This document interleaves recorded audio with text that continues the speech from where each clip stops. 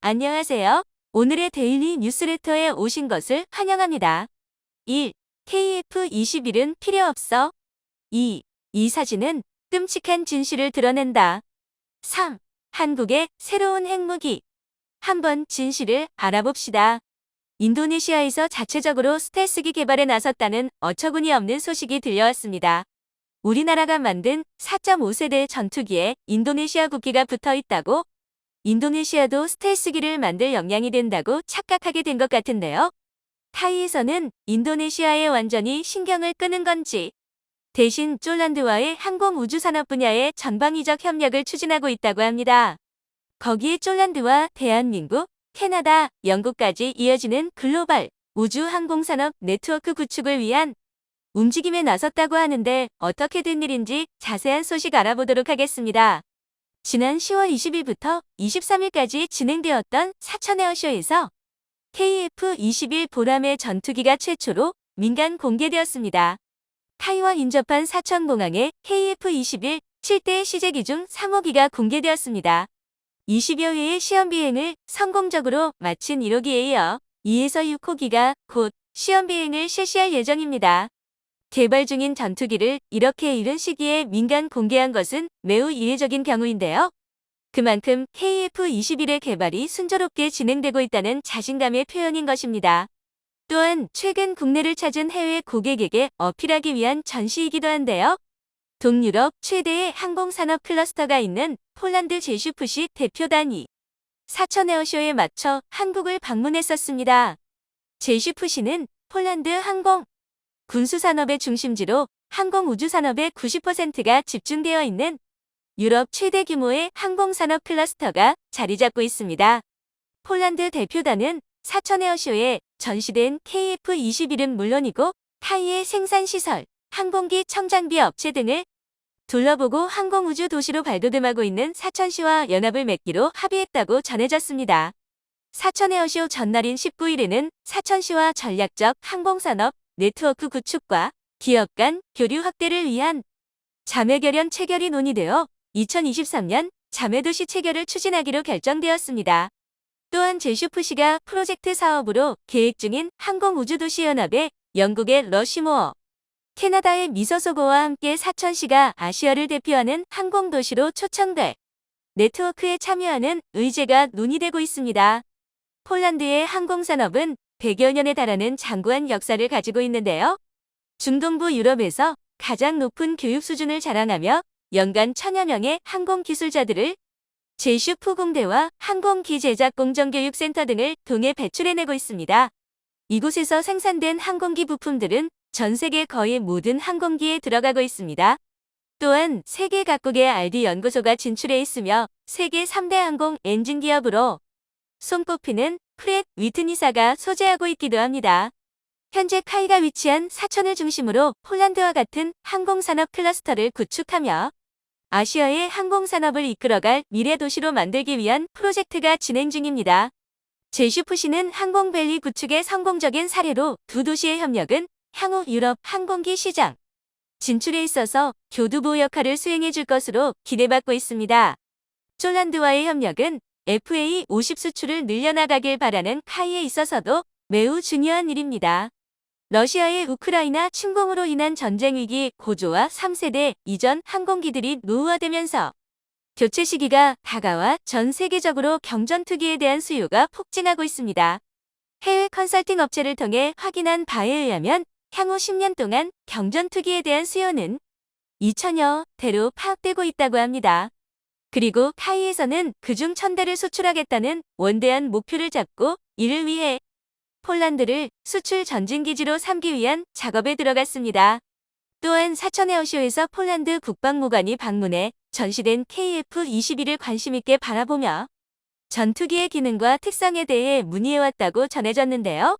현재 쫄란드로의 KF-21 수출은 아직 논의되고 있지 않습니다만 많은 폴란드 군사 전문가들은 향후 KF-21이 쫄란드 공군 전력에 합류하게 될 가능성이 크다고 전망하고 있다고 합니다. FA-50P의 경전투기와 미국에서 F-35, 5세대 전투기를 도입하면서 폴란드 공군의 구성이 한국 공군과 매우 유사해지고 있는데요. 공군의 하이 미들 로우 구성에서 FA-50PL과 F-35가 로우, 하이급을 도맡고 나머지 미들급 전력을 채우기 위한 전투기로 KF-21이 유력하다고 보고 있다고 합니다. 여기에 쫄란드와의 우주항공 산업 협력이 본격화되면서 KF-X 사업에서도 쫄란드와 협력하는 방안이 모색 중인데요. 타이에서는 FA-50 폴란드 수출이 단기적인 제품 판매로 그치는 것이 아닌 향후 유럽 시장을 겨냥해 폴란드를 수출 전진기지로 만들어 나갈 계획을 세우고 있습니다. 또한 우크라이나 전쟁이 쫄란드의 노동시장에 호재로 작용할 것으로 예측되어 우리 기업의 폴란드 진출에도 유리하게 적용될 것으로 전망되고 있는데요. 우크라이나 전쟁 직후 쫄란드에서는 가장 많은 우크라이나 난민을 수용하면서 2022년 6월 기준 약 379만 명의 우크라이나 난민이 폴란드로 입국했다고 합니다. 그런데 이렇게 유입된 인력이 7년 전부터 인력 부족 현상을 겪고 있던 폴란드의 노동시장 공백을 메워줄 것으로 기대받고 있습니다. 쫄란드의 실업률은 3%대를 유지하면서 EU 전체 평균인 6.2%보다 낮은 수치를 기록하고 있었는데요. 인력 공급이 원활하지 않아 인력 부족 및 지속적인 임금 인상 압력이 나타나고 있었습니다. 제조업 국가로 경제 성장을 이루어냈던 폴란드로선 치명적인 위기라고 할 수 있었는데 우크라이나 난민들이 쫄란드 노동시장에 합류하면서 인력 부족 현상이 해소될 것으로 전망되고 있습니다. 거기에 우크라이나 난민 중에서 대학을 나온 사람이 60% 이상이고 고학력 전문직 종사자도 20% 가까이 차지하고 있습니다. 전체 난민의 63%가 쫄란드에서 취업을 희망하고 있어 폴란드 현지에 진출한 우리 기업들의 원활한 인력 수급에도 도움이 될 것으로 예상되고 있습니다.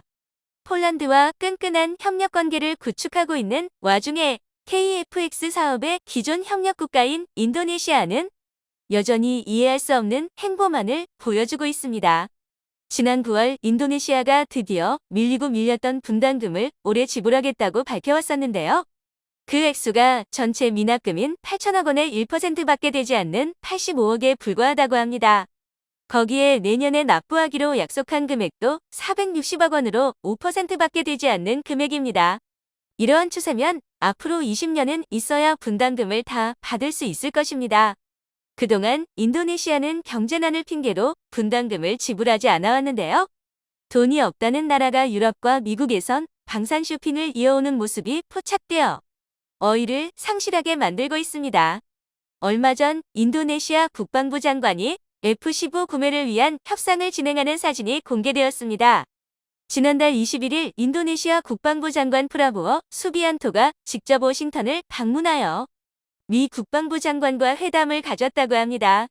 인도네시아는 이 회담에서 F-15EX 전투기 구매를 원한다는 의사를 밝혔습니다. 현재 의회는 인도네시아의 구매를 승인했고 미 국무부는 인도네시아가 최대 36대의 전투기를 구매할 수 있다고 밝혔습니다.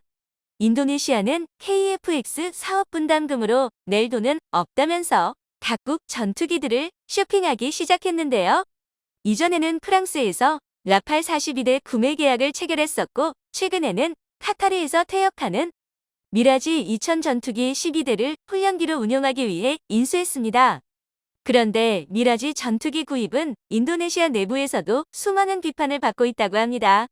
미라지 2000은 1980년대 실전 배치되고 2007년 단종되어 현재 퇴역 절차를 밟고 있는 전투기입니다. 물론 부품도 더 이상 생산되지 않기 때문에 미라지를 운영하고 있는 국가들에서는 막대한 운용 유지비에 골치를 썩고 있습니다.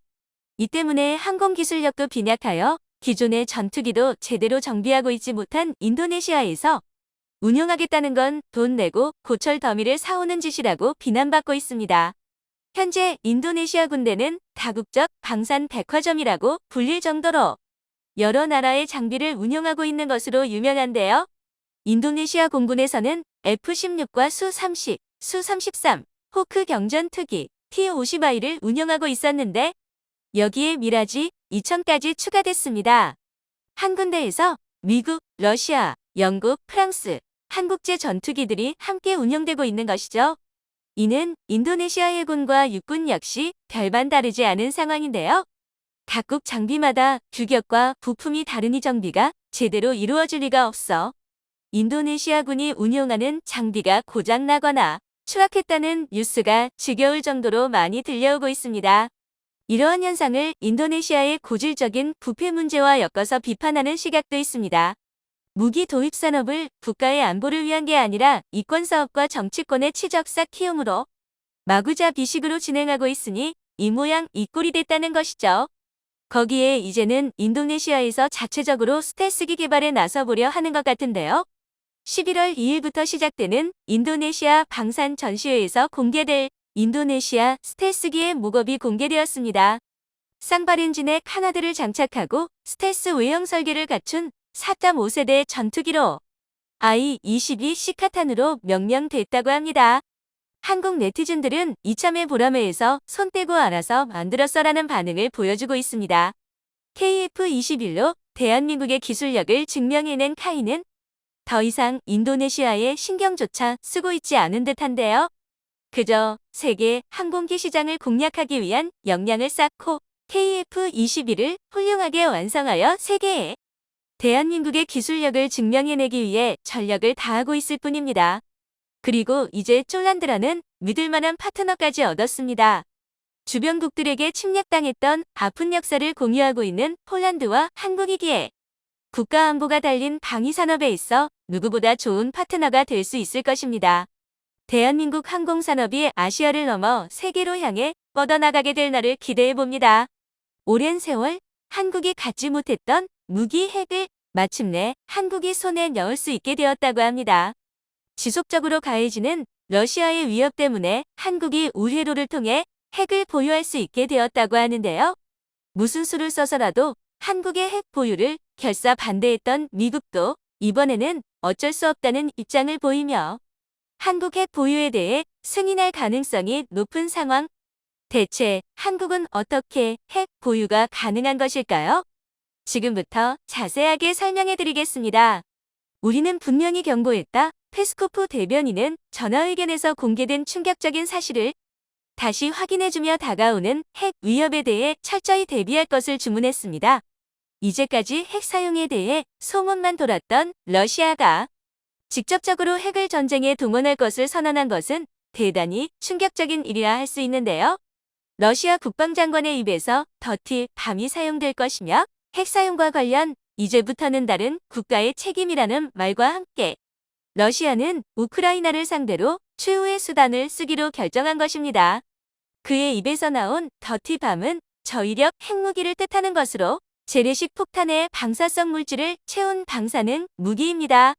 더티 밤이 터질 경우 대기에 엄청난 양의 방사능이 분출 사람들을 대상으로 무차별적인 방사능 오염을 일으킵니다. 핵무기와 다른 점은 더티 밤의 경우 위력 차원에서 조절이 가능하다는 점인데요. 범위와 규모를 의도적으로 조절할 수 있습니다.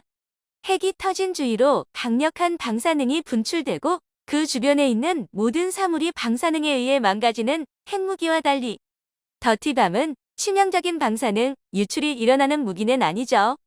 그럼에도 불구하고 방사능이 본격 전쟁에 동원될 수 있다는 점과 적군과 아군 모든 진영에 돌이킬 수 없는 피해를 준다는 점에서 핵전쟁의 서막이 될 수 있는 위험천만한 무기.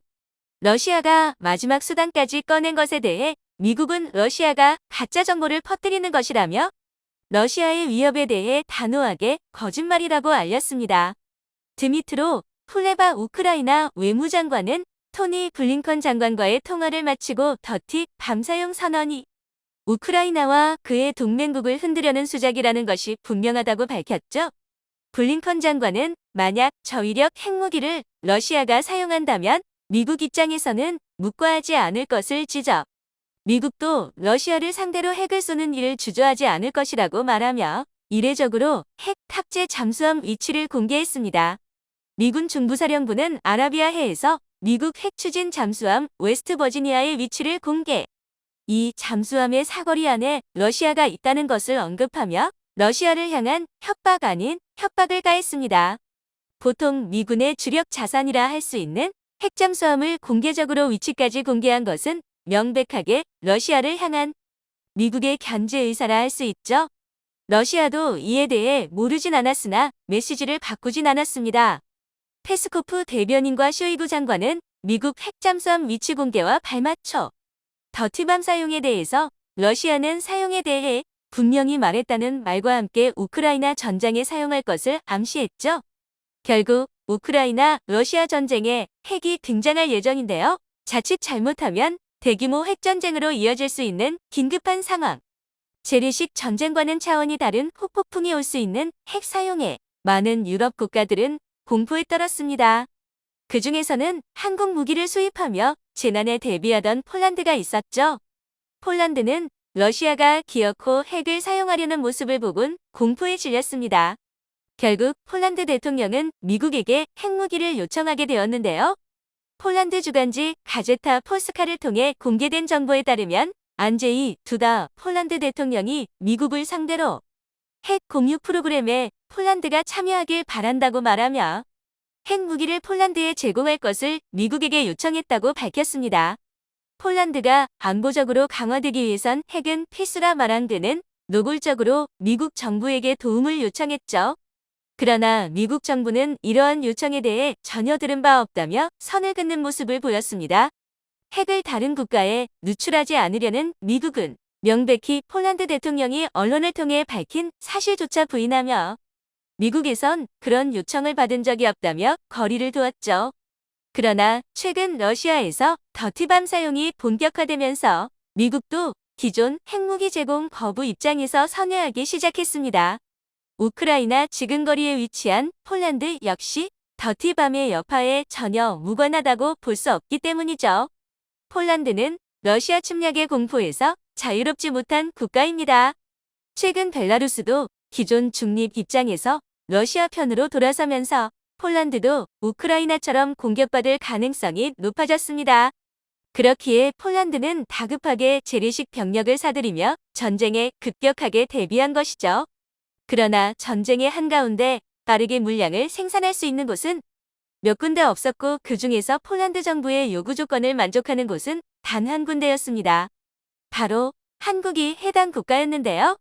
한국의 다양한 무기를 직접 본 폴란드는 만족스러운 무기 경험을 통해 다량의 한국 무기를 수입하기에 이릅니다. 실제 올해 국내 방산기업이 폴란드와 맺은 수출 계약은 한화로 약 21조 2,300억 원에 달하는 금액이었습니다. 폴란드는 카이에 FA50 경공격기 48대, 현대로템의 K2 전차 980대, 하나디펜스의 K9 자주포 648문, K239 다연장 로켓 288문 등 엄청난 양의 무기를 싹쓸이하면서 구입을 서둘렀죠. 다른 국가에서 걱정할 정도로 폴란드는 너무도 많은 물량을 선주문하면서 도입을 서두르는 모습을 보였습니다. 한국도 엄청난 물량의 생산 라인을 전체 다 가동하는 등 폴란드의 요구 조건에 맞추기 위해 24시간 공장 가동에 들어갔죠. 그런데 놀랍게도 21조 금액의 무기 수입으로 끝나는 것이 아니라 추가 무기 도입까지 폴란드가 선언한 것입니다. 현재 독일의 라인메탈사와 호주에서 경합을 펼치고 있는 한국의 레드백까지 폴란드가 구입을 검토한 것이죠. 마리우시 부아슈차크 폴란드 부총리 겸 국방부 장관은 자체 개발 장갑차 보르스포르크의 보안수단으로 한국의 AS-21을 고려하고 있다고 밝혔습니다. AS-21은 레드백의 개발 단계 코드명을 지칭하는데요. 레드백 테스트를 시작했다고 밝히며 레드백 사진을 SNS에 올린 것입니다. 폴란드에서 만약 레드백까지 추가 구입을 검토한다면 약 8조 5천억 원에 해당하는 금액을 추가하는 것인데요. 한국이 아니었다면 불가능한 수준의 무장을 폴란드는 갖추면서 본격적인 전쟁 대비에 나선 것이죠. 거기에 더해 폴란드는 핵무장 논의까지 나서며 핵까지 겸비한 강군으로 거듭날 준비를 마친 것인데요. 미국에서는 나토식 핵공유 방안은 물론이고 B-61, 12 전술핵 폭탄까지도 폴란드에 도입할 것을 검토했다고 합니다. 미 싱크탱크 소속 연구원에 따르면 현재 급변하는 국제 정세를 고려할 때 폴란드에 핵을 배치하는 것이 현명한 선택이라는 결론이 나왔다고 하는데요. 폴란드 비행장에 B-61, 12를 탑재할 전투기를 파견 폴란드를 방패로 러시아 핵 공격에 맞서겠다는 것으로 미국의 계획이 변경되면서 뜻하지 않게 한국이 이득을 보게 되었습니다. 바로 핵 배치와 관련 한국도 전술 핵 배치의 혜택을 받게 되는데요. 폴란드가 B-61, 12 핵 배치와 관련 한국에게 핵을 공유할 수 있습니다. 과거 한국과 폴란드가 맺은 군사협정 덕분에 가능한 일이죠. 과거 2014년 한국은 폴란드와 군사협정을 체결, 양국 사이의 국방 분야 협력과 교류를 중점으로 두 국가 사이의 우호 증진을 위해 협정이 체결되었습니다. 그리고 이 협정에는 군대에 필요한 군수 지원은 물론이고 당사자 군대에 대한 현대화된 무장 및 군사 장비 제공을 포함한 무장 및 군사 장비 공유가 포함되어 있습니다. 다시 말해 핵도 이 공유의 개념 아래에 들어갈 수 있다는 뜻이죠. 특히 한국과 지속적으로 군사 협력은 물론 방산 분야에 있어 교류가 잦았던 입장이기에 핵 문제에 있어서도 폴란드는 한국의 입장을 10분 이해할 수 있는 국가입니다. 바로 옆에 붙어있는 북한의 탄도미사일 위협은 물론 중국과 러시아의 위협에서도 한국이 자유롭지 않다는 것을 폴란드 역시 이해하고 있기에 한국의 핵무기 소유에 대한 염원을 잘 이해하고 있죠. 게다가 한국 내에서 불고 있는 핵무기 보유 여론에 대해서도 폴란드는 최근 한국과의 교류를 통해 잘 인지하고 있는 상황. 다시 말해 미국에게 제공받은 핵을 한국에게 넘겨주는 것은 물론 공동 관리까지도 나설 수 있는 셈입니다. B-61, 12 무기에 대해서는 이미 미국도 한 차례 한국에게 제공하는 것을 검토한 적이 있었기에 미국도 한국에게 핵을 배치하는 것이 기술적으로 어려운 일이 아닙니다. 그리고 러시아의 더티밤 사용으로 북한에서도 더티밤 사용을 진지하게 고려한다면 미국 입장에서도 한국이 대비할 수 있게 핵을 제공해줘야 하는 상황. 이래저래 한국이 폴란드를 통해 핵을 공유받는 것은 큰 문제가 없는 상황인 것이죠. 덕분에 한국은 미국의 반대에도 불구하고 핵을 마침내 손에 넣을 수 있게 되는 것입니다. 불가항력에 가까운 국제 정세와 폴란드와의 물자 협력 덕분에 가능한 일이지만 비로소 북한에 맞설 무기를 한국도 소유할 수 있게 되는 것인데요. 오랜 염원인 한국 핵 보유가 마침내 현실에 실현되길 기원하며 러시아는 물론이고 북한에 이르기까지 핵을 쥔 국가들이 함부로 핵을 꺼내 전 세계 평화를 위협하지 않길 바라겠습니다. 시청해주셔서 감사합니다. 영상이 도움이 되셨다면 구독과 좋아요 부탁드리며 오늘도 감사합니다. 최고로 멋진 하루 보내시길 바랄게요.